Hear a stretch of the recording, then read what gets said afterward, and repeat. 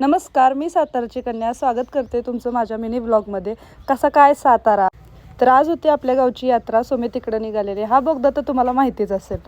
कराडवरून मी आलेले सातारला आणि आता सातारवरून मी निघालेले वाठार स्टेशनला. आणि त्यात आज पालीच्या आणि मांढरदेवीची यात्रा असल्यामुळे गर्दी प्रचंड होती. गावात गेल्या गेल्या मला श्री समर्थ वाघदेव महाराजांच्या रथाचं दर्शन मिळालं. तर असा असतो आपल्या वाघदेव महाराजांचा रथ.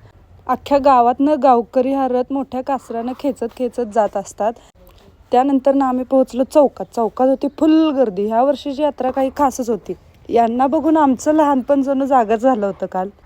आणि या लोकांनी तर यात्रेचं जणू त्यांच्याकडे लक्षच वेधून घेतलं होतं. त्यानंतर न रथ आमच्या घरापाशी आला. आम्ही रथाचं लय भारी असं दर्शन घेतलं. हा आहे आमच्या श्री समर्थ वाघदेव महाराजांचा रथ. कसला भारी सजवला आहे ना.